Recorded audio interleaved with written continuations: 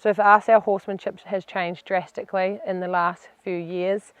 We have very much been focused on the physical health of the horse and making sure that their saddle fits and they're physically ready to do the work we're asking. So we look, do they have ulcers? Are their teeth done? Are they sound through their body? Are their feet balanced, etc.? But in the last few years, we have also focused very much on the mental aspect of the horse. Are they mentally sound to be doing the work we're asking them to do? If they're showing in behavioural issues, what issues are happening within the body or within the horse's brain that's affecting them to progress to the next level? So we're really excited to show how we have begun to understand how horses process stress and how they hold on to trauma, and how if you can work through the trauma you can have really positive results and a really happy horse. And so we're really excited to be bringing this all to you guys, and some of it will just be behind the scenes day-to-day stuff, and then hopefully we'll do lots of educational videos as well. In 2018 I got 3 Kaimanawa stallions from the wild. At this stage I'd been training wild horses for 4 years, but still had a lot to learn. And although those horses have gone on to have really good lives, they've transitioned nicely into domestication and they're going really well for young kids around the country, I feel like I still wasn't doing the horses justice. I had all the best intentions, I loved the horses dearly, but I was really missing the understanding of how horses process stress, and I didn't understand the body language, and I was missing things that I should have been picking up on. And as a result, I was tipping my horse into flight, fight and freeze without realising it. The real pivotal change in my journey happened in 2019 when I finally swallowed my pride and asked Kelly for help in my training after an incident in Canada, which was very much the change in everything. And after that, our work with wild horses has very much been trauma based. So reading their body language to see if they are in their thinking part of the brain or if they've tipped into the survival part of the brain. And ultimately an animal can only process information when they're in the thinking part of the brain. So we're very much fostering confidence, we're reading the language to see if they're shutting down, whether they're ready to move or showing fight instinct, and we're responding and letting them let down in their bodies before we then ask them a question. Whereas before we would have thought, oh, he's showing fight instinct, he's trying to dominate me, I need to be bigger, etc. And now we have the mindset, oh, he's showing fight instinct, what have I done to put him in a situation where he feels threatened by me? And so we have changed a lot in that, and it honestly has been incredible. The biggest thing that led us to this path that we're on, other than Kelly working with Concord, her wild stallion in 2018, was that in 2015 I started studying trauma. My goal was understanding trauma with humans and trying to understand why people behave the way they do. And then that since carried across to understanding trauma with horses and trying to understand the way they behave. And Kelly's come on board with that amazingly and carries it onto the horses, and I also use it now when I'm working with my show jumpers or the wild horses, and we're basically using the body language where our timing and everything's changing so that we can foster the horse into a really positive frame of mind so that they're mentally ready to do what we're asking of them. So a large part of our training is understanding how horses process stress and how they can hold on to trauma if they're not given the tools to work through it.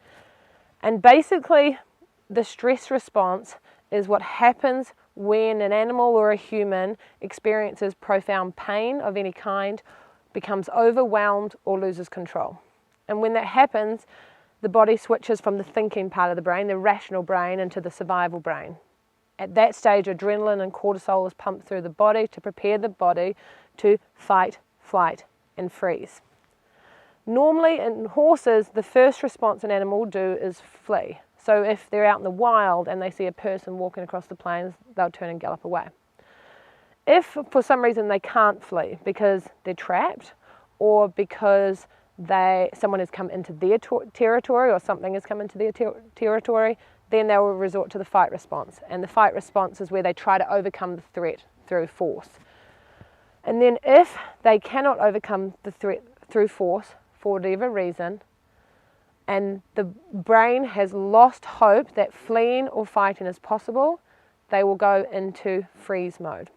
Now, to understand freeze, we need to understand the biology of our fight and flight responses.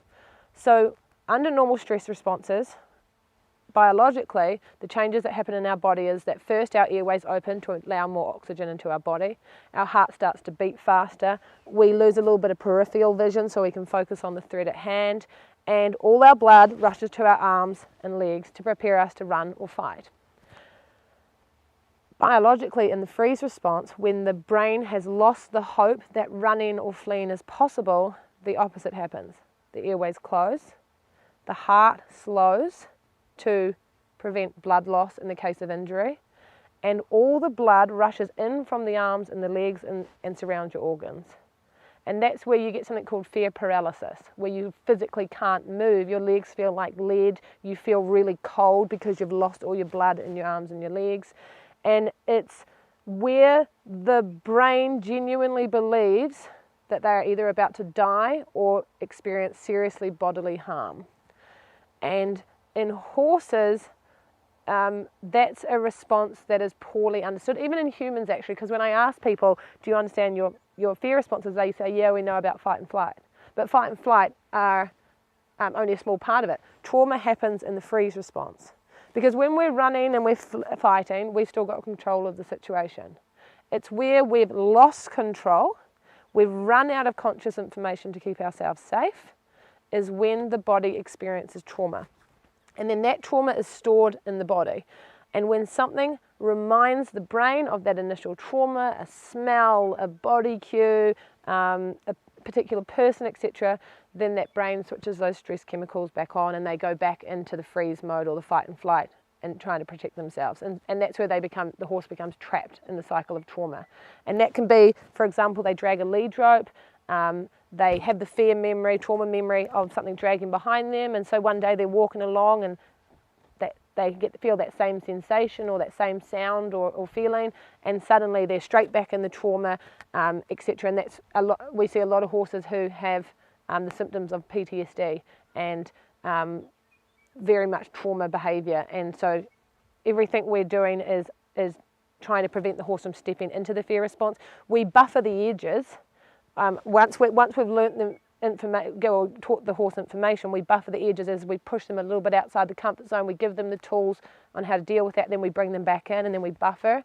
But we never want to just chuck them out here and put that much pressure on and not have given them the tools to keep themselves safe, because of course you're just going to traumatise them. You're going to further compound the trauma and make everything so much worse.